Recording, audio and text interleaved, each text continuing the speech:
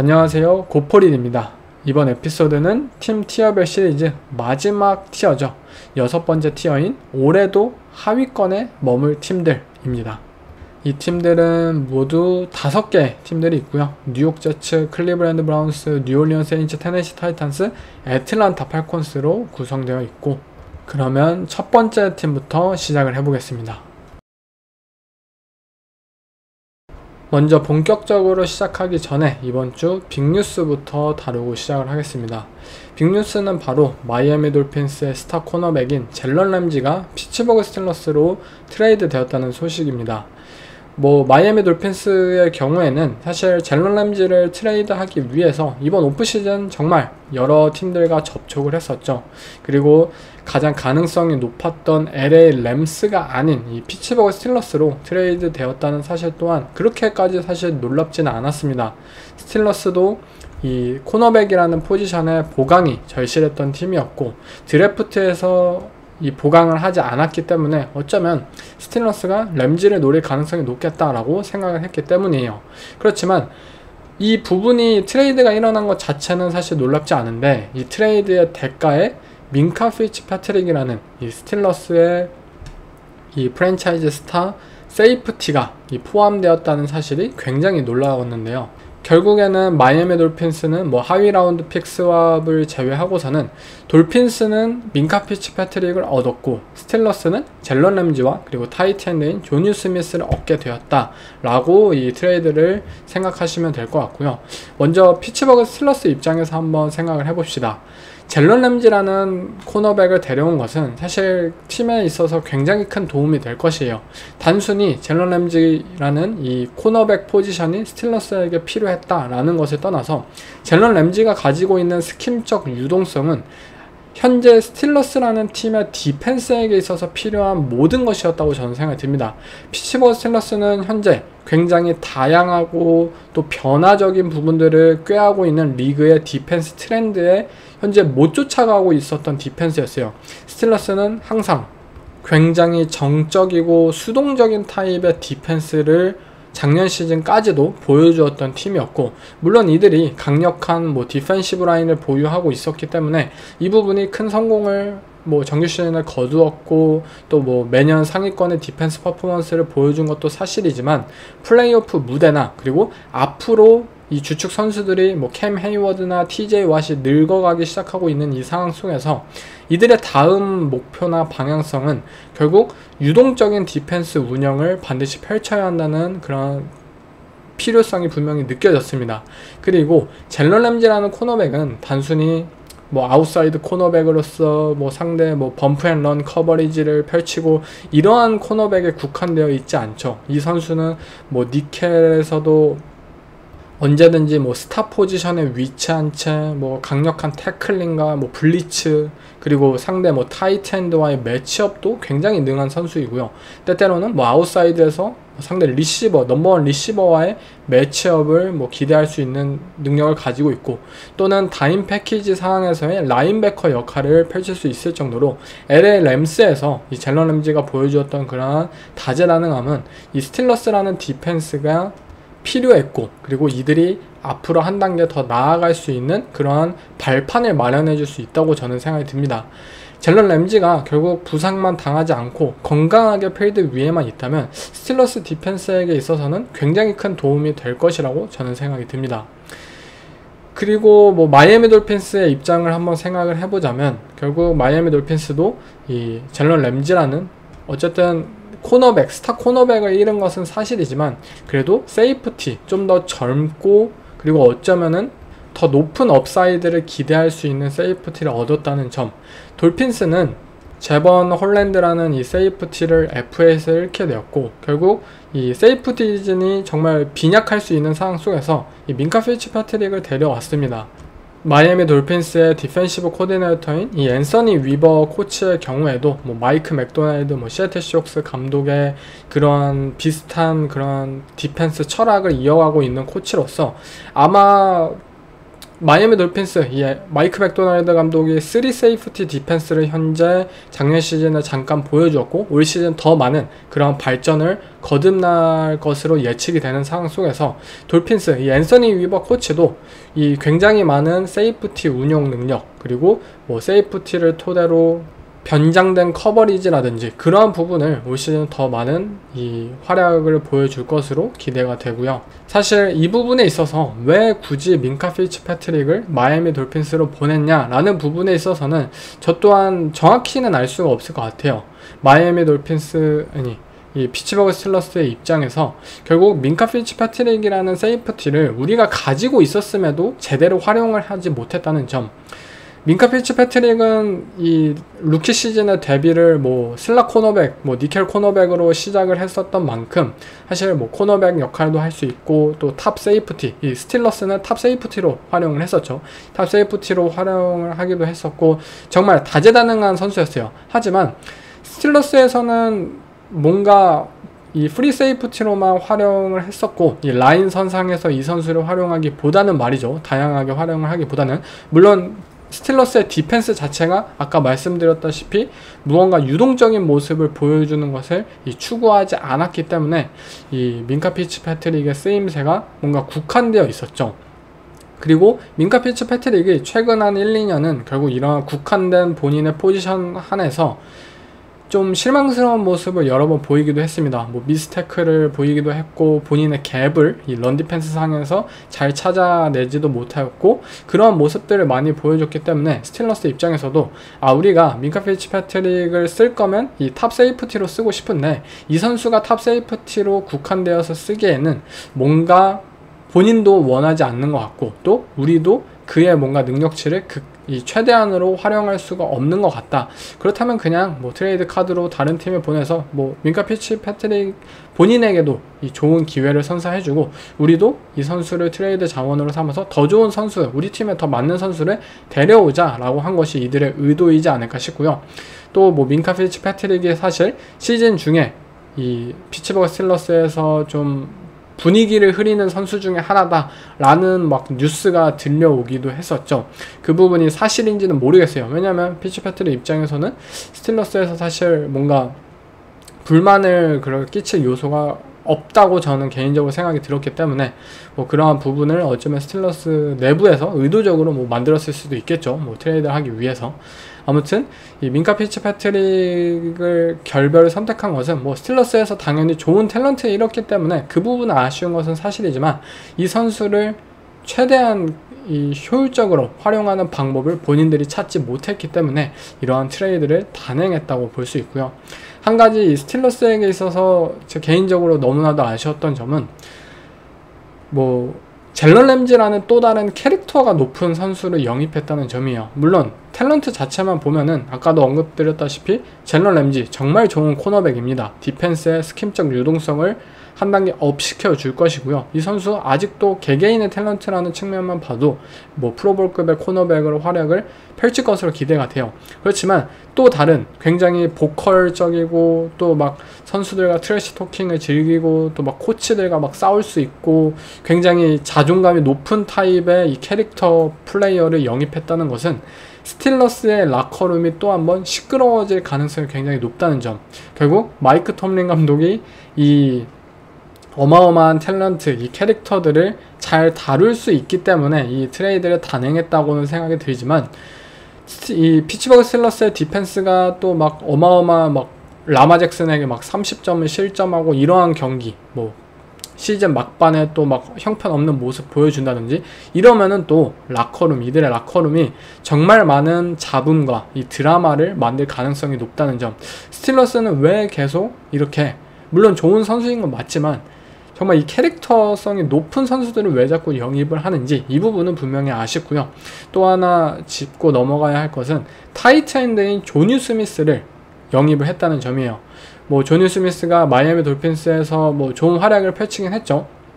하지만 어쨌든 아서 스미스 감독의 이 선수이죠. 조니 스미스는. 그리고 이 선수를 영입했다는 것이 저는 개인적으로 굉장히 큰 의의를 가지고 있다고 생각이 들어요. 아서 스미스 오펜시브 코디네이터가 결국 에런 로저스와 현재 손을 잡은 상태이잖아요.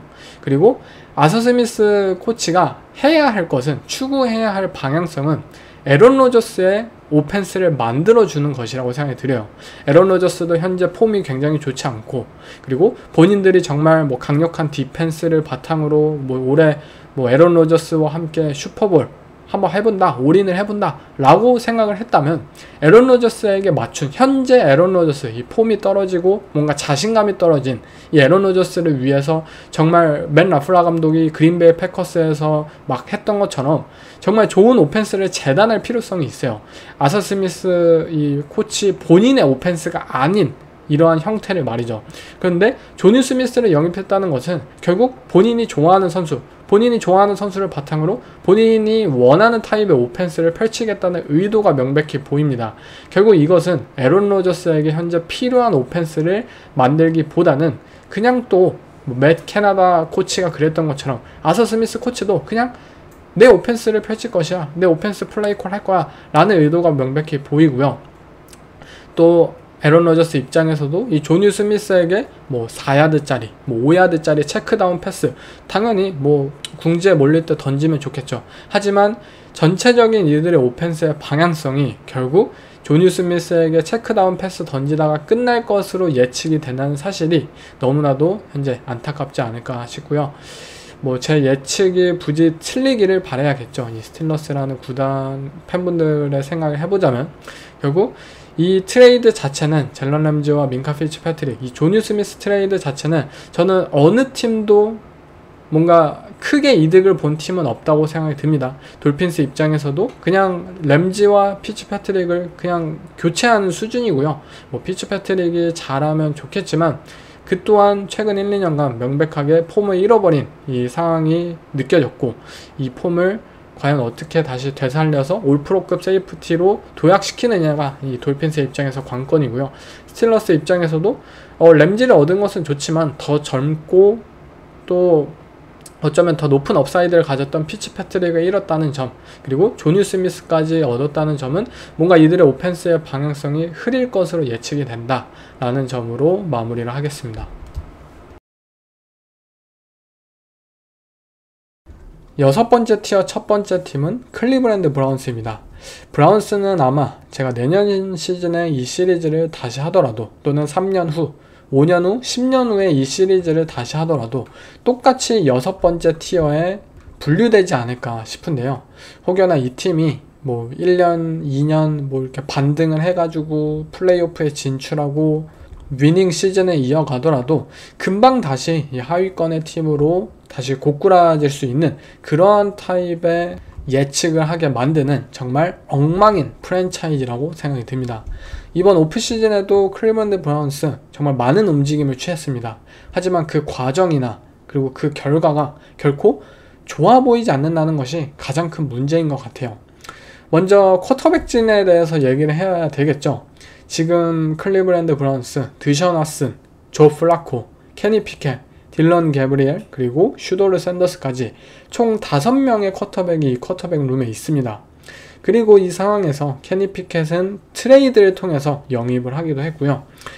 결국 여러분들도 이 클리브랜드 브라운스라는 팀이 올 시즌에도 얼마나 엉망인지를 알 수 있는 그 가장 간단한 사실은 5명의 쿼터백이 쿼터백 룸에 있다는 사실이겠죠. 정말 이 상황만 보더라도 사실 웃음이 납니다. 웃음이 절로 나요. 어떻게 이런 선수들을 모아놓고 쿼터백 5명을 지금 가둬놓고 경쟁을 한다, 이러한 말을 하고 있는지가 사실 너무나도 말도 안 됩니다. 드션 왓슨이야 본인들이 정말 장기 계약을 주고 또 트레이드를 했고 이 선수에게 모든 것이 달려 있었던 그런 결정을 했기 때문에 울며 겨자 먹기로 쓰는 것은 이해가 가요. 이 선수 지금 방출하면은 팬들 입장에서 거의 필드 위에 난동을 해도 거의 이해가 되는 상황이죠. 그리고 조 플라코의 경우에는 어쨌든 안정적인 베테랑 쿼터백으로서 또 어린 선수들에게 좋은 영향력을 선보일 수 있고, 또 조 플라코가 클리브랜드 브라운스의 그 백업 쿼터백으로서 팀을 플레이오프에 진출시키기까지 한 그러한 공로를 가진 쿼터백이고요. 그리고 케니 피켓, 사실 케니 피켓을 왜 트레이드를 했을까라는 부분에 있어서는 정말 할 말이 많을 것 같아요. 딜런 개브리엘과 이 슈도르 샌더스라는 두 명의 루키 쿼터백을 드래프트에서 뽑았음에도 이들은 왜 오프시즌에 케니 피켓을 먼저 트레이드를 통해 데려왔을까? 애틀란타 팔콘스와 비슷한 상황이었던 것 같아요. 컬크 커즌스라는 쿼터백과 장기 계약을 체결하자마자 마이클 페닉스 주니어가 우리의 드래프트 차례에 남아있네? 이 선수 우리 좋아해. 이 선수 뽑을래? 하고 픽을 했었던 애틀란타 팔콘스처럼 클리브랜드 브라운스도 일단 쿼터백진 채우자. 케니 피켓 트레이드 해와. 우리 디션 왓슨, 조 플라코, 케니 피켓 우리의 쿼터백진 마음에 들어. 하지만 드래프트가 되자 딜런 개브리엘이 나왔네? 슈도르 샌더스가 나왔네? 우리 이 선수들 좋아해. 뭐 어때? 그냥 뽑아. 라는 식으로 이 선수들을 뽑게 된 거죠. 이 과정 속에서 우리는 클리브랜드 브라운스라는 팀이 얼마나 구체적인 계획이 없는 팀인지, 그리고 드래프트에 대한 이해도와 드래프트에 대한 준비가 굉장히 부족했던 팀인 것을 알 수가 있습니다. 만약 딜런 개브리엘과 슈도르 샌더스를 뽑을 계획이 있었더라면, 드래프트에서 최소한 쿼터백을 뽑을 계획이 있었더라면 사실 케니 피켓을 영입하면 안 되겠죠. 어차피 이번 프리시즌을 치르면서 이 5명의 쿼터백진 중에서 2명은 방출을 당할 것입니다. 3명을 많아도 3명만 이제 로스터 상에 가지고 가겠죠. 그렇다면 디션 왓슨은 무조건 있을 거고요. 그리고 조 플라코도 거의 있을 확률이 거의 70%라고 생각이 듭니다. 그리고 루키 쿼터백 중 1명이 날아가겠고, 그리고 또 케니 피켓이 또 날아가겠죠. 그렇다면 케니 피켓을 트레이드로 영입했는데 본인들의 손으로 또 방출을 해야 된다는 상황이라는 말이에요. 그렇다면 왜 굳이 영입을 했을까? 왜 드래프트에서 쿼터백을 뽑을 계획이 있었음에도 불구하고 케니 피켓을 데려왔을까? 계획이 없었기 때문이죠. 이처럼 클리브랜드 브라운스라는 팀은 아무 계획이 없는 팀이라는 것을 이 쿼터백진만 보고서도 살펴볼 수 있겠고요. 연장 계약을 체결했던 마일스 게럿에 대해서는 여러 번 얘기를 했습니다. 저는 클리브랜드 브라운스라는 팀이 정말 미래를 위해서라면, 그리고 다음 페이지로 나아가기 위해서라면 현재 굉장히 가치가 높은 마일스 게럿을 트레이드해야 된다고 생각이 들었어요. 계약 구조 문제나 캡스페이스 문제나 또는 드래프트 픽 자원을 얻어내기 위해서죠. 하지만 마일스 게럿과 연장 계약을 체결한 이들은 결국 또 다른 주축 선수들, 닉 첩, 제드레이우스 스미스, 후안 소닐, 델빈 톰린슨, 이 모든 선수들과 결별을 선택하게 되었고요. 이에 따라서 올 시즌 이들의 팀 탤런트는 작년 시즌보다 크게 나아지지 못한 상황 속에서 이 시즌을 치러야 하는 상황에 놓여져 있습니다. 말릭 콜린스를 영입하긴 했지만 메이슨 그램 영입 드래프트에서 뽑아서 이들의 D라인이 막강해진 것이 아니냐라고 생각할 수 있겠지만, 또 반대로 마일스 게럿의 반대편에서 또 확실하게 구진일을 해내고 또 그러한 우산 효과를 받아줄 수 있는 또 다른 선수가 없는 것도 사실이고요. 오펜스, 오펜시브 라인 쪽도 그동안 막강하다고 자랑했던 이들의 오라인, 작년 시즌 무너졌던 모습들을 확실하게 보여주었죠. 그리고 제리 주디가 이끄는 이들의 리시버진, 절대 믿음직스럽지 못하죠. 디언테 존슨이 아직도 이 NFL이라는 리그에서 뛰고 있다는 사실도 사실 말도 안 되고요. 이처럼 클리브랜드 브라운스는 정말 여러 가지 무브들을 행했지만 그 무브들이 결국 본인들의 팀을 나아지지 못했다는 것이 가장 큰 문제이고요. 이 브라운스의 프런트 오피스에 대해서 좀 더 살펴보면 저는 최악의 구단이라고 생각이 듭니다. 그리고 최악의 트레이드를 만들었던 이 프런트 오피스고, 최악의 계약까지 만들어냈던, 성사시켰던 프런트 오피스. 최악이라는 요소가 진짜 트리플 크라운을 했다라고 생각이 들 정도예요. 일단 쿼터백 디션 왓슨 트레이드 하나만으로 클리브랜드 브라운스의 이 프런트 오피스는 꼴찌라 해도 과언이 아니겠죠. 그 당시에 성추문 관련 법적 공방 때문에 이 선수가 앞으로 NFL에서 정말 경기를 뛸 수 있을까? 리그에 남아있을 수 있을까? 라고 생각이 들었던 그 선수에게 구단의 모든 미래를 파는 결정을 선택을 하였고요. 심지어 아무도 하지 않았던, 모두가 피했던 이 NFL, 미식축구라는 스포츠 특성상 절대 할 수 없었던, 역사상 최초의 풀 개런티된 계약을 주기까지 한 이 앤드류 베리가 있는 이 클리브랜드 브라운스의 프런트 오피스, 이 트레이드 하나로 당시 좋은 전력을 갖추었던 클리브랜드 브라운스는 다시 꼴찌를 현재 전전하게 되는 팀이 되었습니다. 더군다나 이 선택이 더 큰 문제였던 것은 당시 본인들의 손으로 뽑았던 이 전체 1픽 출신의 쿼터백 베이커 메이필드를 거르고 드션 왓슨을 선택한 점에 있겠죠. 물론 당시의 상황은 어느 정도 이해를 해요. 진짜 몇 년 전으로 되돌아가 보면 베이커 메이필드는 그 당시에 부상이 심각했어요. 그리고 코칭진과의 갈등을 겪은 상황이었고, 또 클리블랜드 브라운스는 좋은 전력을 본인들이 갖췄다고 생각을 했습니다. 실제로 그 당시에 좋은 전력이었어요. 그렇기 때문에 메이필드를 우리가 기다려줄 수 있는 시간이 없다. 우리는 빠르게 치고 나가고 싶다 라고 본인들 스스로 느꼈던 상황이에요. 그러나 결과적으로 현재 이 모든 것을 바라봤을 때 베이커 메이필드는 디비전 우승을 매년 거듭하고 있고 좋은 쿼터백으로 지금 성장을 완전히 끝마쳐 놨고요. 드션 왓슨은 경기에 뛰지도 못하는 상황이고, 또 경기를 뛰더라도 필드 위에서 막 패스를 땅바닥에 패대기를 치고 있는 상황을 우리는 목격하고 있습니다.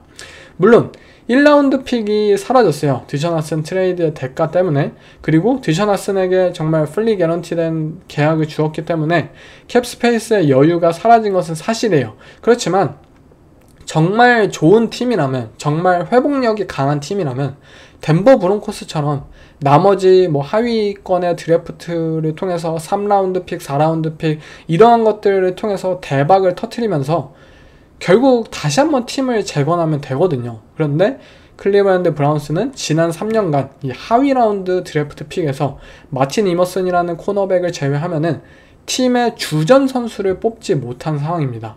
결국 그동안 본인들이 가졌었던 그 좋았던 팀 탤런트들도 드션 왓슨이라는 쿼터백이 망했고, 그리고 본인들이 드래프트를 통해서 세대 교체를 발굴해내지 못하면서 점차 사라지게 되었고, 그 결과 현재 꼴찌 팀의 팀 탤런트를 보유하게 되었습니다. 더구나 올 시즌 또 한 번 이들은 역대급의 실수를 저지르기 직전입니다. 트래비스 헌터라는 이 역대급 탤런트가 드래프트에서 본인들의 손으로 뽑을 수 있는 상황에 놓여 있었음에도 불구하고 이 역대급 탤런트를 놓치게 된 클리블랜드 브라운스, 저는 또 한 번 역대급 실수를 저질렀다고 생각이 듭니다. 트래비스 헌터의 명예전당 그 영상에서, 헌정 영상에서 클리블랜드 브라운스의 그 트레이드는 계속해서 조리돌림을 당할 것이고요. 메이슨 그레임이 얼마나 잘한다든지 진짜 트래비스 헌터가 프로볼에만 뽑히더라도 저는 이 브라운스의 이 실책이 계속해서 놀림을 받을 것이라고 생각이 듭니다. 브라운스라는 팀이 결국 근본적으로 지속적인 위닝 프랜차이즈가 되지 못하는 이유는 여러분들도 다 아시다시피 구단주의 문제가 굉장히 크죠. 이 지미 하슬렘이라는 구단주는 언제든지 팀에 개입을 해내면서 팀의 방향을 일순간 망쳐버리는 것을 유명합니다.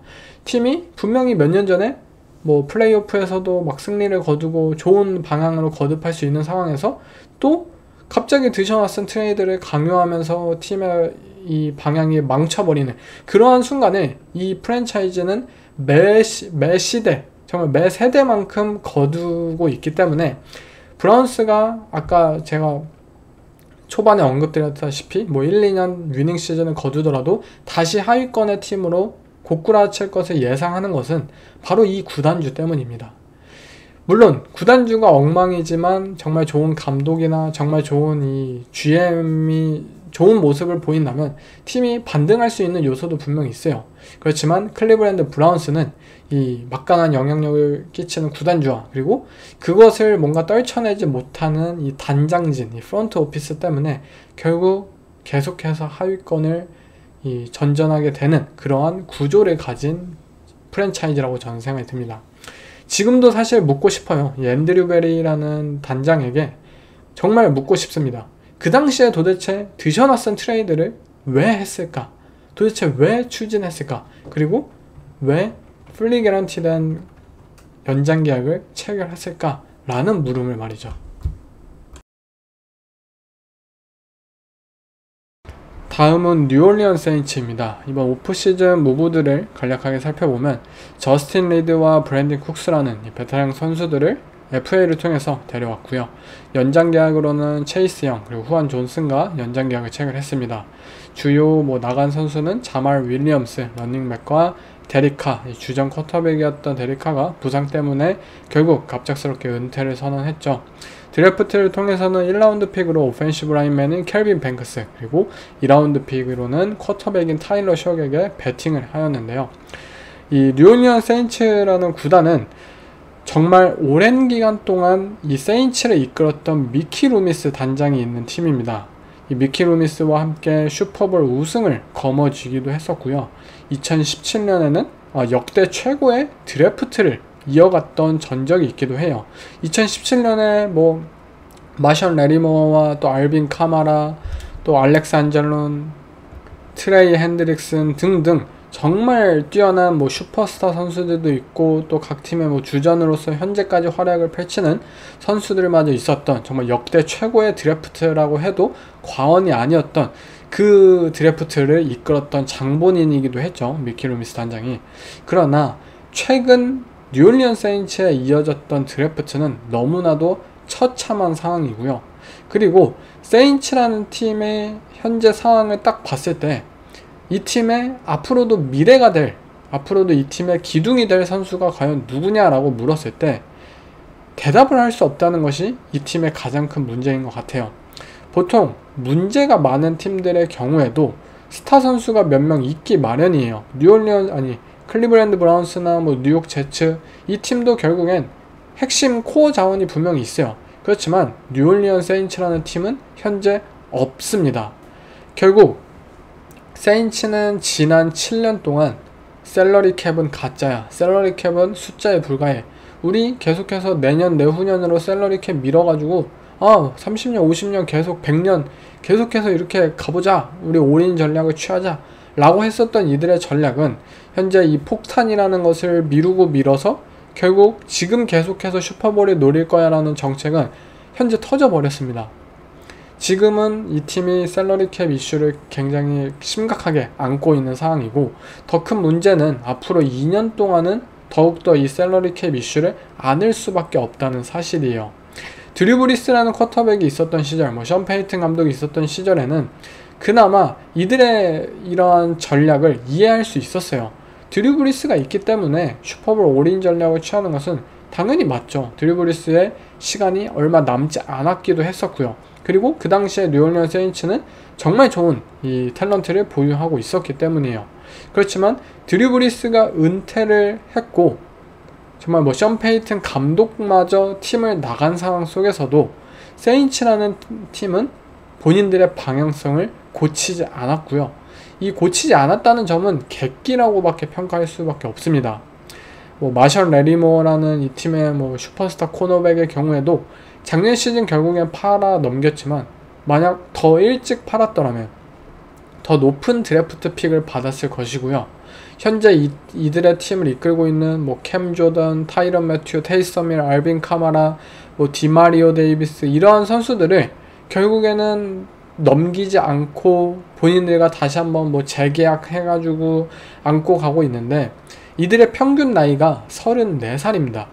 34살이라는 나이는 NFL에서 은퇴하고도 남은 나이예요. 34살까지 뛸 수 있는 선수가 정말 리그에 몇 없어요. 지금 당장 정상급 이 퍼포먼스를 선보인다고 하더라도 34살의 나이라면은 언제든지 다가오는 시즌에 이 하락을 멈출 수가 없는 그러한 나이예요. 근데 이들의 팀의 주축 선수들이자 팀의 가장 고연봉자인 선수들의 평균 나이가 34살이다. 이것은 사실 말도 안 되는 수준이도. 이들이 과연 내년에도 뉴올리언스 세인츠라는 팀에 있을지, 이들의 세인츠의 미래에 과연 이 선수들이 포함되어 있을지를 한번 생각해 보셨으면 좋겠고요. 그 결과 이들이 계속해서 오래된 선수들과 함께하고 본인들의 방향성을 포기하지 못한 결과 이 NFC 사우스 디비전의 팀들, 템파베이 벅스, 애틀란타 팔콘스, 캐롤라이나 팬터스, 정말 사실 다른 디비전을 보면 AFC 노스 디비전이나 이런 팀들 보면은 사실 굉장히 비교적 약체인 디비전이잖아요. 이거 객관적으로 봐도. 그리고 이 모든 팀들이 리빌딩을 하고 있었던 상황이에요. 지금은 템파베이 벅스의 경우에도 톰 브레이디 이후에 베이커 메이필드와 함께 이 리빌딩을 거치고 있는 상황이 분명히 있었고, 애틀란타 팔콘스의 경우에도 뭐 컬크 커즌스 영입하고, 올해는 또 마이클 페닉스 주니어와 함께하고, 또 뭐 2년 전에는 뭐 데스먼드 리더와 함께하고, 막 쿼터백이 안정되지 못했던 상황이었잖아요. 캐롤라이나 팬더스도 마찬가지였어요. 브라이스 영 뽑기 전에 절대 노답이다 하고, 결국 브라이스 영을 뽑은 현재 2년차 시즌까지도 이들은 하위권이었고 리빌딩이라는 과정을 거치고 있었어요. 즉 이러한 약체 디비전, 그리고 라이벌 팀들이 모두 리빌딩을 하고 있는 상황 속에서 뉴올리언스 세인츠는 본인들이 먼저 재빠르게 리빌딩을 성공을 시키고 치고 나가야 하는 상황이었지만, 오히려 과거에 머물렀고 그 방향성을 계속해서 밀고 나간 나머지 본인들이 디비전 내에서 가장 느린 팀이 되어버렸습니다. 리빌딩이 가장 느린 팀이 되었어요. 데리카가 갑자기 은퇴를 선언한 현재 상황 속에서 이러면 안 된다. 지금 애틀란타는 마이크 페닉스와 함께 가기로 결정했고, 캐롤라이나는 브라이스 영이 지금 어쩌면 성공할지도 모르고, 템파베이는 베이커 메이필드와 함께 지금 큰 성공을 보이고 있는데 우리 어떻게, 데리카마저 나갔어, 우리 답 없어, 야 그냥 드래프트에서 뭐라도 하자 해가지고 결국 2라운드 픽으로 타일러 숍이라는 쿼터백을 뽑고, 이들이 뭐 뒤늦게 방향성을 어느 정도 고친 것처럼 보이기는 하는데, 이게 사실 데리카가 나갈 것을 염두에 두고 좀 울며 겨자 먹기로 뽑은 느낌도 분명히 있죠. 어쨌든 이 쿼터백을 뽑은 것은 긍정적이긴 했지만, 이들의 또 다른 오프시즌 무브, 저스틴 리드라는 세이프티와 브랜든 쿡스라는 리시버 영입은 또 한 번 이 팀이, 사실 이러한 선수들, 베테랑 선수들의 영입은 뭔가 올인성 무브라고 저는 생각이 들어요. 특히 저스틴 리드라는 세이프티 영입은 말이죠. 근데 쿼터백을 뽑고 다음 단계로 나아가자, 뒤늦게라도 그것은 좋은 방향이지만, 또 한 번 이들의 오프시즌 무브들을 살펴봤을 때 잠깐만, 이것도 아닌 것 같은데? 이들은 또 셀러리 캡 이슈 무시하고 다시 한번 뭔가 이 현재 전력을 좀 유지시키길 원하는 것 같은데 라고 생각하는, 뭔가 알 수 없는 상황이 다시 한번 돼버렸어요. 이 뉴올리언스 세인츠라는 팀이 이처럼 전체적인 로스터 구성, 너무나도 늙고 너무나도 고연봉자가 많은 상황 속에서의 그런 팀 탤런트를 가지고 있고, 또 이 모든 것을 방향성이나 이런 것들의 변화 없이 계속해서 체제를 유지하고 있는 이 미키 루미스 단장이 있는 상황 때문에, 결국 이번 오프시즌에도 뉴올리언스 세인츠는 새로운 감독을 영입하기 위해서 정말 많은 러브콜을 받았던 클리프 킹스버리 코치와 에런 글렌 코치에게 인터뷰를 요청을 했잖아요. 근데 클리프 킹스버리 코치는 나 뉴올리언스 세인츠 너네 미키 루미스와 함께 하면은 안 가. 내가 왜 가? 나 워싱턴에서 제이든 다니엘스와 함께 지금 해피해 라는 식으로 인터뷰를 거절했고요. 에런 글렌 현재 뉴욕 제츠의 감독도 마찬가지였어요. 인터뷰 했어요. 근데 너네 미키 루미스 안 자를 거지? 내가 원하는 단장 아니지? 그러면 나 안 가 라고 감독직을 거절을 했습니다. 결국 뉴올리언스 세인츠 입장에서는 그나마 상대적으로 인기가 적었었던 캘럼 루어 코치와, 그리고 캘럼 루어 코치는 또한 한물간 정말 NFL에서 떠났었던 코치였던 이 브랜든 스테일리를 디펜시브 코디네이터로 데려오게 되었죠. 물론 이 두 인물이 잘하면 모든 것이 해결이 되겠지만, 왜 다른 코치들이 본인들의 이 팀을 거절하고 있는지, 그리고 이 두 새로운 인물들과 함께 하기 위해서 본인들이 어떤 방향성을 취해야 하는지를 뉴올리언스 세인츠는 진짜 스스로 좀 고민을 해봐야 될 것 같습니다. 이 미키 루미스라는 단장을 같이 앞으로도 이끌고 가는 것이 맞는지도 점검을 해봐야 되겠고요. 궁극적으로 제가 이 팀을 티어 6로 놓은 이유는 너무나도 이 주축의 선수들이 늙어 있다. 이 늙은 선수들의 사실 퍼포먼스, 기량 저하는 당연하게도 찾아올 수밖에 없고, 그러한 불확실성을 가진 채, 그리고 가장 중요한 쿼터백 자리도 타일러 숍이라는 루키 쿼터백을 이제 통해서 시즌을 치러야 하는데, 이들을 둘러싼 이 팀 탤런트 자체가 그렇게 좋은 환경이라고는 생각이 되진 않습니다. 그렇기 때문에 이 뉴올리언스 세인츠라는 팀, 올해도 하위권에 머무는 이 시즌 성적을 보이지 않을까라고 생각합니다. 티어 6 첫 번째 팀은 바로 애틀란타 팔콘스입니다. 정말 예측이 안 되는 팀이죠. 컬크 커즌스의 귀추가 현재 결정되지 않은 상황 속에서 마이클 페닉스 주니어를 통해서 이제 시즌을 치러야 할 팔콘스는 분명 오프 시즌에도 여러가지 이 움직임을 선보였고 드래프트에서도 적극적인 이 무브들을 단행하면서 리그를 또 한번 놀라게 만든 팀이었는데요. 문제는 이 모든 최근 몇 년간의 그런 적극성과 그런 과감함이 그렇게까지 밝아 보이지 않는다는 것이 가장 큰 문제인 것 같습니다. 오히려 그들의 과감한 결정들이 이 프랜차이즈의 미래를 망치게 되는 이 결정으로 이어질 것으로 이 현재 상황만 보면은 예측이 되는데요. 먼저 팔콘스의 이번 오프시즌 레오나드 플로이드라는 또 다른 엣지 러셔를 단년 계약을 체결한 것 이외에는 사실 FA에서는 적극적인 움직임을 취하지는 않았고요. 단지 마이크 휴즈나 제이크 매튜스 이 선수들과 연장 계약을 체결했고 오히려 전력 손실이 분명히 더 있었습니다. 드류 달만 본인들의 이 오펜시브 라인 센터가 이 시카고 베어스로 이적을 했고요. 또 팀의 프랜차이즈 스타였던 이 그레디 제럿이 또 한번 시카고 베어스로 팀을 떠났고 맷 주돈이나 저스틴 시몬스 이 쏠쏠한 베테랑 선수들마저 현재 잃은 상황입니다. 드래프트에서는 아마 이러한 전력 손실 때문에 좀 적극적으로 움직인 것 같아요. 젤런 워커를 엣지러셔를 뽑음과 동시에 이 다음 시즌 드래프트 픽의 이 1라운드 픽을 팔면서까지 제임스 피어스라는 또 다른 엣지러셔를 픽하는 과감한 결정을 했고요. 또 자비엘 와츠나 빌리 보우만이라는 이러한 세컨더리 플레이어들을 데려오면서 이 본인들의 이런 베테랑 선수들을 잃었던 만큼 다시 한번 드래프트를 통해서 이 전력 강화를 꾀했던 애틀란타 팔콘스입니다. 그렇지만 문제는 이 모든 것이 역시나 긍정적으로 바라보이지는 않는다는 점입니다. 아직도 팔콘스의 디펜스, 특히 이 프론트 세븐이라는 측면에 있어서는 너무나도 이 루키 엣지러셔 젤런 워커와 제임스 피어스의 이 성장의 모든 것을 기대고 있는 상황임이 확실하고요. 레오나드 플로이드를 영입하긴 했지만 이 플로이드라는 엣지러셔가 풀 스냅을 뛸 수도 있는 것도 아니고 그렇다고 모든 엄청난 파괴력을 선보이면서 썰드다운마다 색을 기록하고 이러한 선수도 아니기 때문에 이 팔콘스의 지난 몇 년 동안 문제였던 디펜시브 라인 이 부분이 올해도 문제가 될 것이다 라는 점을 생각한다면 분명히 팬분들 입장에서는 아쉬움으로 남을 것 같고요. 그래도 세컨더리 쪽에서는 이 팀은 확실한 강점을 가지고 있다고 생각이 들어요. AJ 터렐이라는 이 넘버원 코너백을 가지고 있고 또 제시 베이츠는 본인들이 이 FA에서 유일하게 큰 성공을 거둔 이 세이프티이고요. 이 선수들을 바탕으로 이번 드래프트에서 뽑은 자비엘 와츠나 이러한 선수들이 또 한번 합류를 해가지고 이 백세븐이 그래도 강화를 한다면 팔콘스가 부족한 이 디펜시브 라인임에도 불구하고 좀 더 유기적인 그런 디펜스 커버리지 운영을 통해서 어느 정도 그 부분을 상쇄하겠다라고 방향성이 어느 정도 엿보일 수도 있다고 생각이 들고요. 오펜스의 경우에는 마이클 페닉스 주니어가 이번 시즌 선발로 나설 상황인데 오펜스 웨퍼는 사실 몇 년 동안 짱짱했던 팀이었죠. 드레이크 런던, 다넬 무니, 카일 피츠, 또 레이레이 맥클라우드 정말 좋은 리시버들이 가득하고요.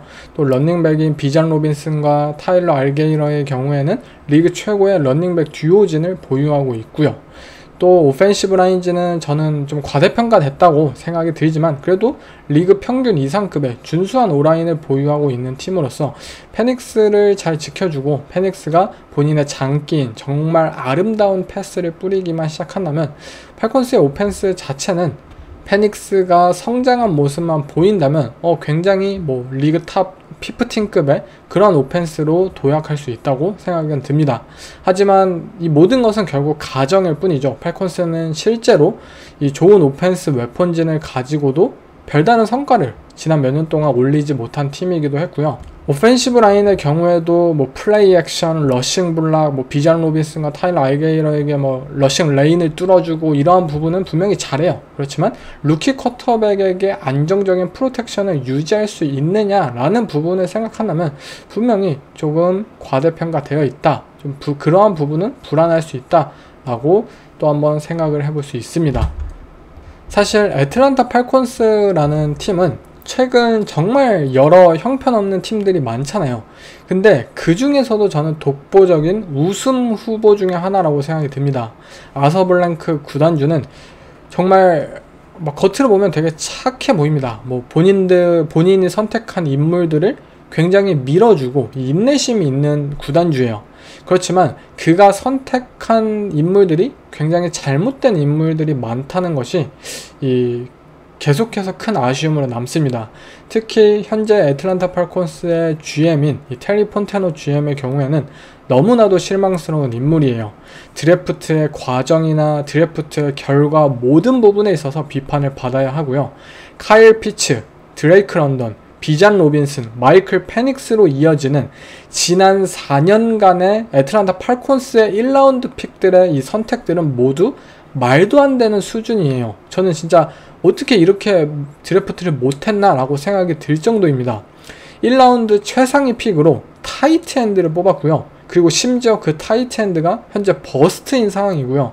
그리고 팀의 또 다른 핵심 포지션이 필요한 정말 그런 상황 속에서 뭐 디펜시브 라인이 필요하다든지 뭐 정말 핵심적인 포지션이 필요한 상황 속에서 비잔 로빈슨 정말 좋은 선수잖아 하고 런닝백을 뽑는다든지, 그리고 또 작년에는 활용 점정을 찍었죠. 컬크 커즌스라는 베테랑 쿼터백에게 장기 계약의 이 거액의 계약을 체결하고 나서 루키 쿼터백을 1라운드 상위 픽으로 또 뽑는다든지 정말 말도 안 되는 이런 선택들을 팔콘스는 선보였습니다. 올해 드래프트의 경우에도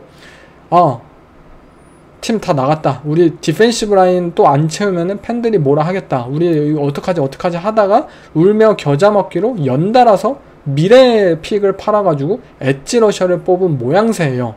사실 드래프트라는 측면에만 봤더라도 진짜 팔콘스 노답이다 라고 정말 팬들 입장에서는 지친 상황이겠지만, 라인 모리스 감독 선임 자체는 저는 어느 정도 좋은 결정이었다고 생각이 들어요. 당시에는 제시 베이츠 같이 또 성공적인 FA도 있긴 하고요. 그러한 부분은 생각하면은 어느 정도 위안을 삼을 수는 있겠지만, 전체적인 이 팀의 방향성 자체를 생각했을 때는 어떻게 될지 이 팀이 모르겠다. 도대체 이 단장이 본인이 원하는 선수만을 드래프트에서 뽑고 이 전형적인 팀 빌딩, 뭐 양쪽 라인을 먼저 키우고 뭐 어떻게 하고 뭐 포지션의 가치를 우선시하고 이러한 부분을 전혀 이해하지 못하고 있다는 점을 생각한다면 팔콘스라는 팀 진짜 노답이다, 우승 후보 중에 하나다 라고 생각하시면 될 것 같아요. 물론 빌 벨리책 감독을 패싱한 과정 자체는 작년에 비판받을만 했죠. 저 또한 여러 번 비판했습니다. 하지만 현재 빌 벨리책 감독이 이 여자친구인 뭐 조던 허드슨과 만들어내고 있는 이 잡음들을 생각한다면, 그리고 뭐 라인 모리스 감독이 뭐 괜찮은 인물이다 라고 생각한다면, 이 결정을 지금 당장 봤을 때는 좋은 결정이었다, 나쁘지 않은 결정이었다 라고 생각하실 수도 있습니다. 하지만 전반적인 이 코칭 스태프들과 선수들의 시너지가 나지 않는다는 것이 이 팔콘스라는 이 코칭진의 가장 큰 문제인 것 같아요. 좋은 선수들, 특히 뭐 좋은 오펜스 웨폰, 이러한 선수들을 뽑고 나서 이들은 잘 활용하지 못하고 있는 오펜스 플레이 콜러를 팀에 데려와서 앉혀놨고요. 이 선수들을 제대로 키울 만한 시스템을 갖추지 못했던 것은 이 팀의 구조적인 문제가 굉장히 크다라는 것을 살펴볼 수 있습니다. 뭐 카일 피츠, 뭐 비잔 로빈슨, 드레이크 런던, 뭐 이러한 선수들 정말 좋은 선수들이잖아요. 다른 팀에 가면은 어마어마한 활약을 펼칠 수 있는 선수들이에요. 하지만 이러한 정말 뛰어난 탤런트들이 많았음에도 불구하고, 그리고 이러한 탤런트들이 포지션 리스 플레이어들이 정말 많았다는 팔콘스에는 그들을 활용시키고 성장시킬 수 있지를 못하니까 모두가 생각보다 이 탤런트가 실망스럽네, 버스트네 라고 계속해서 탤런트가 부족한 것이다 라고 뭔가 귀결이 되어가고 있어요. 그렇지만 탤런트는 이미 충분했습니다. 이 애틀랜타 팔콘스라는 팀에게는. 단지 본인들이 그 탤런트를 제대로 활용하지 못하는 것이었죠. 또한 전체적인 팀 빌딩의 관점에서도 드래프트와 FA를 이렇게 막 다른 막 정석적인 그런 팀 빌딩 방법으로 해낸 것이 아니라 그냥 뭐 좋은 사람이네, 뭐 좋은 선수네, 그냥 내가 이 선수 개인적으로 좋아해, 내가 이 선수 왠지 잘 쓸 수 있을 것 같아. 우리 팀에 이 코치라면 이 선수 좋은 선수니까 잘 쓰겠지 라고 그냥 데려와서 알아서 두면은 그냥 잘 되겠지 라는 식으로 접근을 했는데, 이러한 접근은 망하는 지름길이죠. 정말 구체적인 그러한 계획이나 그러한 비전이 있어야만 NFL이라는 리그에서는 성공할 수 있다는 사실을 팔콘스가 다른 모든 팀들에게 그런 교훈을 알려주기도 하고 있고요. 결국 애틀랜타 팔콘스의 현 체제는 이 마이클 페닉스라는 쿼터백에게 모든 것이 달려 있습니다. 컬크 커즌스와의 계약은 상황은 이미 끝이 난 상황이고요. 커즌스가 어느 팀으로 가냐 그 정도의 그냥 뉴스만 앞으로 남았겠죠. 이제 재앙이 된 거는 끝났고, 사실상 마이클 페닉스 주니어라는 쿼터백이 정말 이번 시즌 얼마나 큰 성장을 보이느냐, 그리고 그가 이끄는 오펜스의 퍼포먼스가 얼마나 이 좋은 결과물을 만들어내느냐에 따라서 GM인 테리 폰테넛의 이 수명을 아마 좌지우지 않을까 생각이 들고요. 만약 페닉스가 좀 예상보다 지지부진한 그런 모습을 보이기만 한다면, 인내심이 드디어 바닥난 이 아서블랭크 구단주가 애틀랜타 팔콘스의 또 한 번의 리셋 버튼을 누르지 않을까라고 생각이 듭니다. 마이클 페닉스의 성장이 그 어느 때보다도 기대가 되는 현재 상황이라고 볼 수 있고요. 그리고 페닉스라는 이 루키 쿼터백에게 모든 것이 달려있는 상황이 사실 정말 안 좋은 구조인 거죠. 아니, 이제 소포머 시즌에 접어드는 쿼터백에게 이 모든 것이 달려있다는 사실, 그 팀은 망해야만 하지 않을까라고 제 개인적으로 생각이 들고, 실제로도 디펜스 쪽의 탤런트, 그리고 이들이 오펜스 웨폰진에 정말 좋은 탤런트를 가지고 있음에도 잘 활용할 수 있는 좋은 스태프진, 플레이 콜러진을 과연 갖추고 있느냐라는 부분에 있어서는 저는 이 부분에서는 확신을 가질 수 없기 때문에, 저는 이 애틀랜타 팔콘스를 티어 6 올해도 하위권에 머물 팀으로 꼽아봤습니다. 다음 팀은 테네시 타이탄스입니다. 타이탄스는 이번 오프시즌에도 많은 영입을 했었죠. 작년에 이어서. 일단 레프트 태클인 댄 무어라는 이 오펜시브 라인맨을 영입을 했고요. 또 뭔가 이렇게 단년 계약급으로 코디 바튼, 케빈 자이틀러, 드레몬트 존스, 타일러 러켓, 이 시애틀 시옥스에서 방출당했던 이 선수들을 영입하기도 했고, 결국 가장 중요한 것은 드래프트를 통해서 캠 워드라는 쿼터백을 전체 1픽으로 뽑았다는 게 가장 중요하겠죠. 이 캠 워드라는 쿼터백의 앞으로의 활약에 따라서 이 프랜차이즈의 운명이 바뀔 것이다 라고 볼 수 있을 것 같습니다.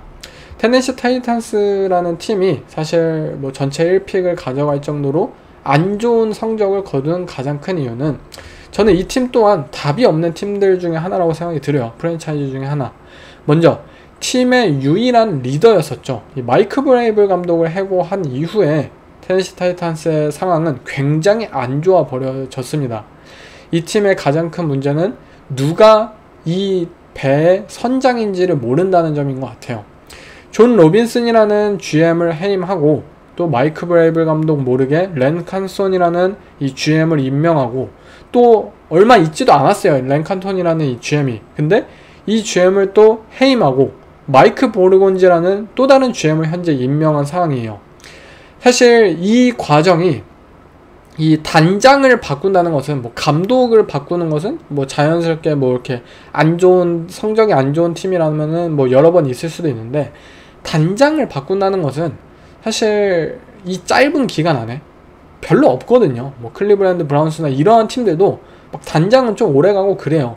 근데 아무튼 테네시 타이탄스는 이처럼 1년에 이러한 시계열만 보더라도 분명히 문제가 있는 팀이다 라고 생각이 들겠죠. 근데 더 큰 문제는 이러한 단장을 해고하고 단장을 임명하고 이러한 과정들이 감독과 상의 없이 이루어졌다는 점입니다.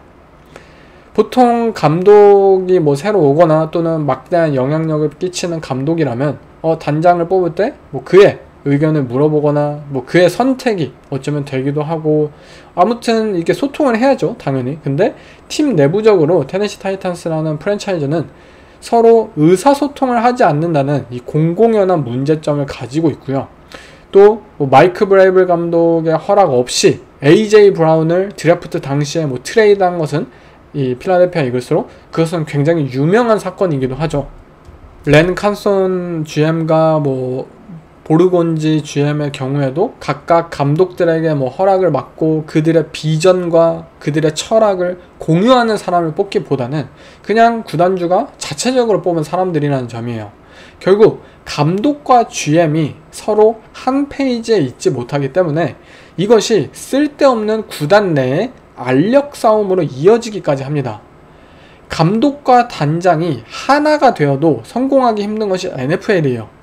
그렇잖아요. 정말 좋은 막 철학과 이런 방향성을 같이 공유하고 있어도 그것이 실질적인 좋은 결과물로 이어지기가 너무나도 힘든데, 테네시 타이탄스라는 팀은 단장과 감독이 사이도 안 좋고 의사소통도 하지 않고 뭐 알력 싸움을 하고 있는데 당연히 팀이 잘 굴러갈 수가 없겠죠.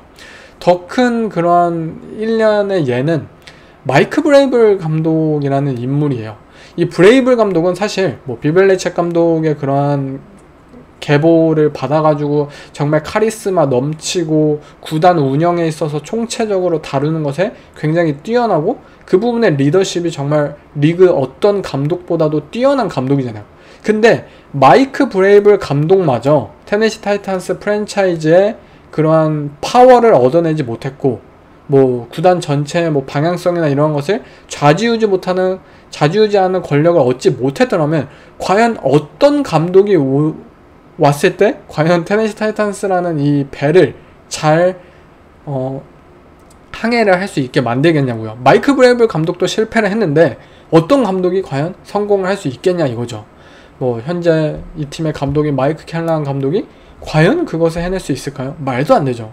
드래프트 당일에도 누가 드래프트 픽을 하냐, 감독이 하냐, GM이 하냐, 이런 것들이 잘 설정이 되어 있지 않아서 에이미 아담스 구단주에게 전화해서 제가 드래프트 픽 뽑아도 돼요? 라는 사건이 벌어졌다는 이 우스꽝스러운 농담마저 있을 정도예요.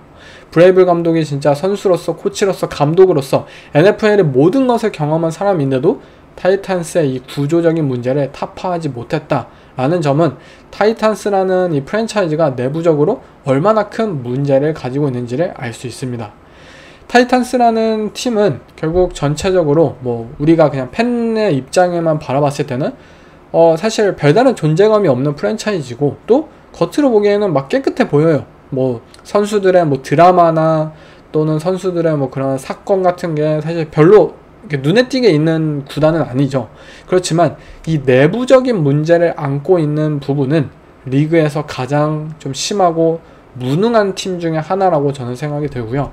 몇 개월마다 새로운 인물이 막 빌딩 안에 들어오고 그 인물이 막 새로운 체제를 막 계속해서 막 설파하고 하고 있는데 그 상황 속에서 심지어 이 부분에 누가 책임자이고 이 부분은 또 누가 책임자이고가 명확하게 제시되어 있지 않고 있고, 이러한 팀이 과연 수십조가 오가는 수십조의 수익을 발생시키고 하는 이 NFL이라는 프로 리그에 있다는 것이 정말 말도 안 된다고 생각이 듭니다. 올 시즌에도 케네시 타이탄스 이 켈러한 감독과 작년 시즌 올 시즌 정말 FA와 드래프트를 통해서 여러가지 정말 많은 무브들을 행하긴 했지만 좋은 팀을 만들어냈을까라는 부분에 있어서는 확신할 수가 없을 것 같아요.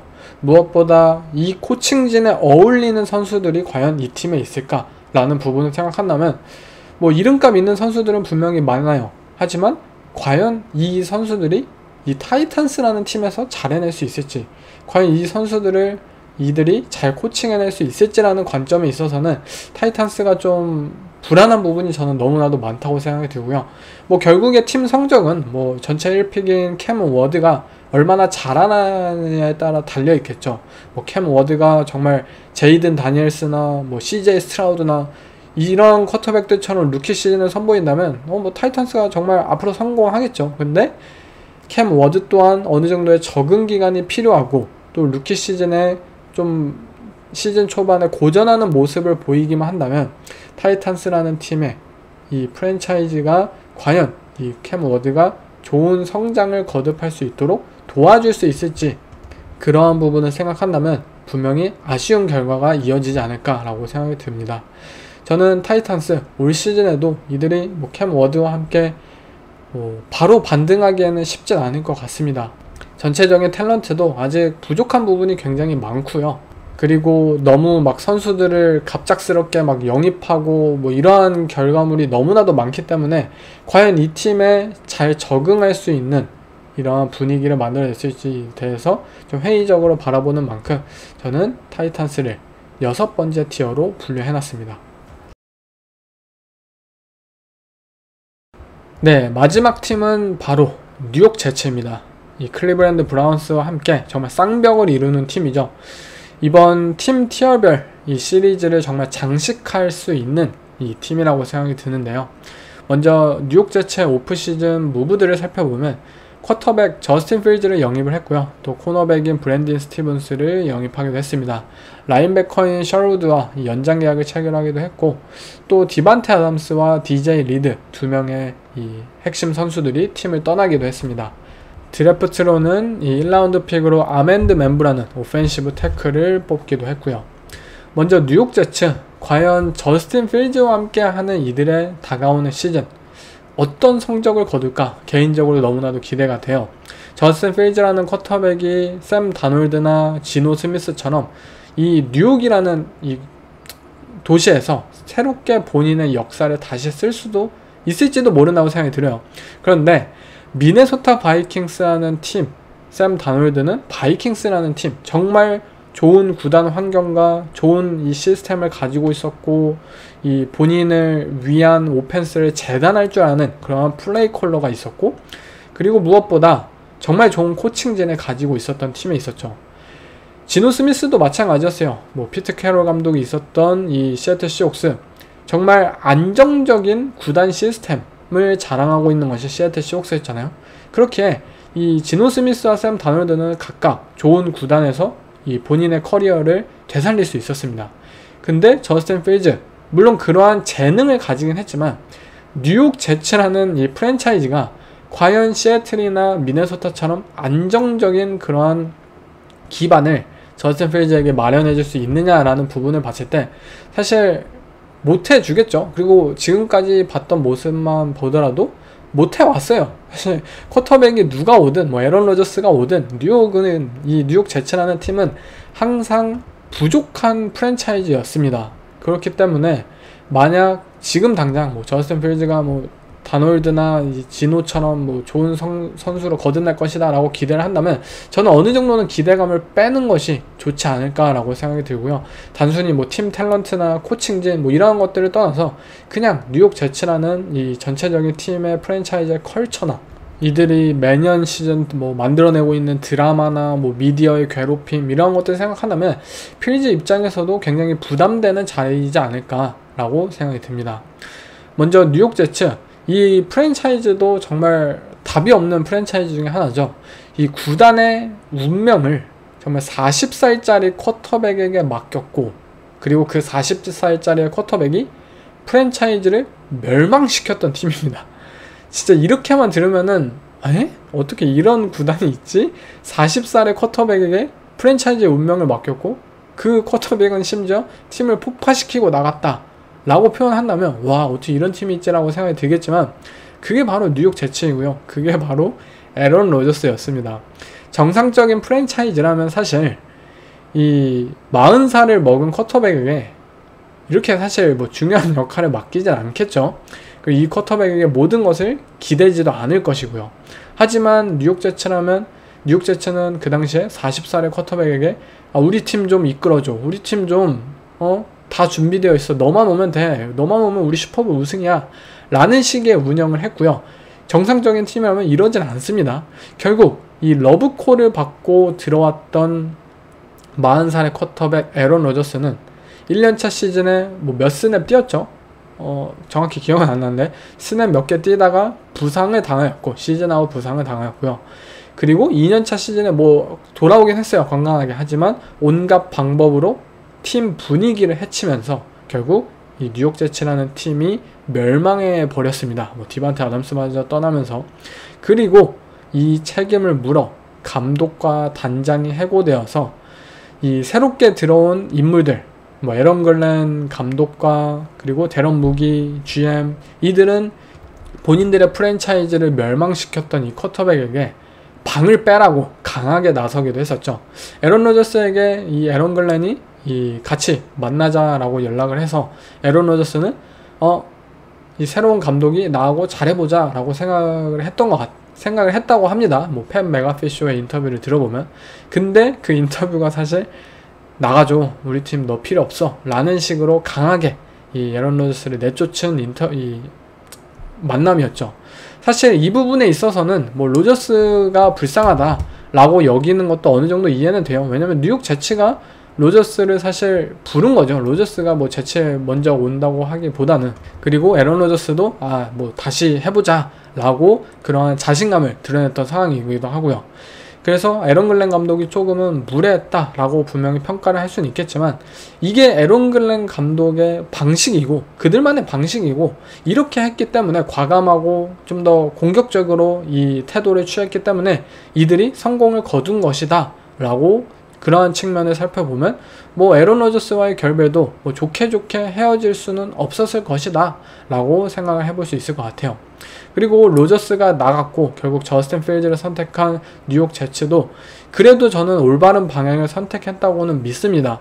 뭐 올해도 에런 로저스와 함께 했더라면 분명 이 팀은 더 이상 기대할 것이 없었을 거라고 믿어요. 하지만 저스틴 필즈가 그나마 오면서 뭐 안정적인 드래프트 픽을 마련한다든지, 또는 구단이 정비할 수 있는 시간을 벌어준다든지, 또는 저스틴 필즈가 뭐 샘 다놀드나 뭐 제2의 지노 스미스처럼 좋은 모습을 보일지도 모르겠죠. 기대감 자체는 필즈를 선택한 현재 상황이 더 높다고 봅니다.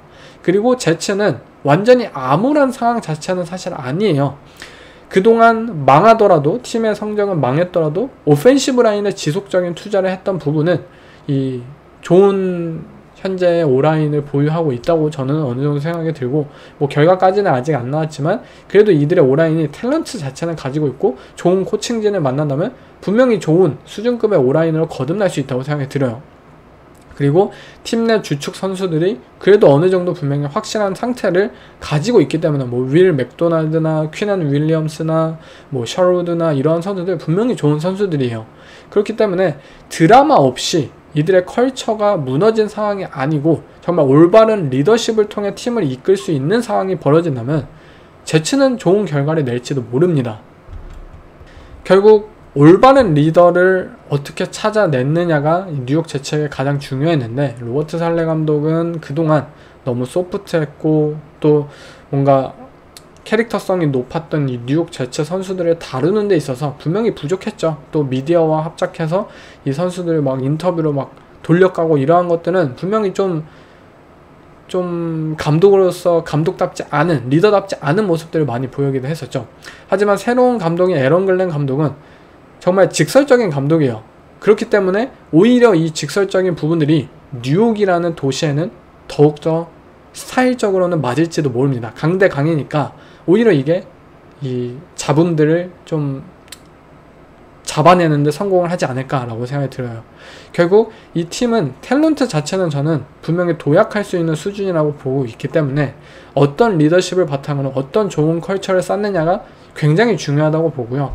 본인들이 에런 로저스라는 이 40살의 쿼터백에게 모든 프랜차이즈의 운명을 맡긴 것처럼 그러한 실수만 다시 한번 저지르지 않는다면 분명히 에런 글렌 감독 밑에서 이들은 다시 한번 도약할 수 있는 기회 자체는 지금 마련되어 있다고 저는 생각이 듭니다. 제가 이 팀을 티어 6로 뽑았던 이유는 역시 저스틴 필즈와 함께하는 이들의 이번 시즌이 너무나도 불확실성이 많고, 그리고 샘 다놀드와 지노 스미스가 성공했던 것과는 다르게 뉴욕이라는 프랜차이즈는 쿼터백에게 많은 도움을 줄 수 없다는 것이 현실적이고, 또 저스틴 필즈를 도울 수 있는 뭐 러닝백진, 리시버진, 뭐 타이트엔드진, 과연 그것이 미네소타나 또 다른 시애틀 상황과의 그러한 상황을 뭐 비교해보면은 과연 좋을까?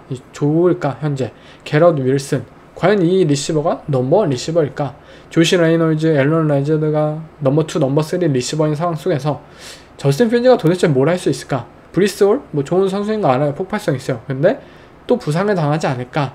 뭐 이런 좀 요소들이 분명히 좀 회의적으로 바라볼 수 있는 부분들이 많기 때문에 제 개인적으로는 제츠가 올 시즌도 뭔가 급작스럽게 하위권을 벗어나는 그런 깜짝 퍼포먼스를 선보이기에는 무리가 있지 않을까라고 생각이 듭니다.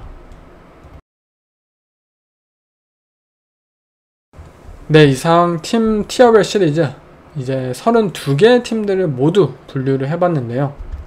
사실 전체적인 팀들의 뭐 성적이나 뭐 티어 뭐 이런 부분들, 로스터 상황 이런 부분들은 정규 시즌이 시작하기 전에 제가 이 시즌 프리뷰를 할 때 다시 한번 이 분류를 할 거고요. 그리고 뭐 전체적인 팀들의 승수도 한번 점검을 하는 에피소드를 가져볼 거고요. 이번 시리즈에서는 결국 주목하고 싶었던 것은 각 프랜차이즈들의 프론트 오피스진들의 뭐 역사나 그리고 이들의 현재 방향성 이러한 것들을 점검하고 왜 이 팀들이 잘 나가고 왜 이 팀들이 못 나가는지에 대해서 좀 더 자세하게 설명을 드리고 싶었습니다. 사실 이 풋볼이라는 스포츠는 정말 평가하기가 어려운 것 같아요. 뭐 다른 스포츠도 마찬가지겠지만 정말 좋은 탤런트를 데려와서 정말 좋은 탤런트를 가지고 있는 팀이다 라고 생각해도 성적이 좋지 않을 때가 많고, 물론 부상이나 이러한 변수가 다른 스포츠들보다도 너무나도 많은 이 스포츠 특성을 가지고 있기 때문에 그러한 점도 있긴 하지만, 결국 어떠한 컬처를 가지고 있고 또 어떠한 팀의 시스템 방향성을 가지고 있느냐에 따라서 장기적인 성공이 달려있는 것이 바로 이 풋볼이라는 스포츠라고 생각이 들고요. 그렇기 때문에 여러분들도 조금 평소에는 좀 접할 수 없었던 그러한 부분들을 저는 알려드리고자 이 시리즈를 준비를 했었고요. 네, 이번 시리즈는 여기서 마치고 다음에 더 좋은 이 에피소드로 찾아뵙겠습니다.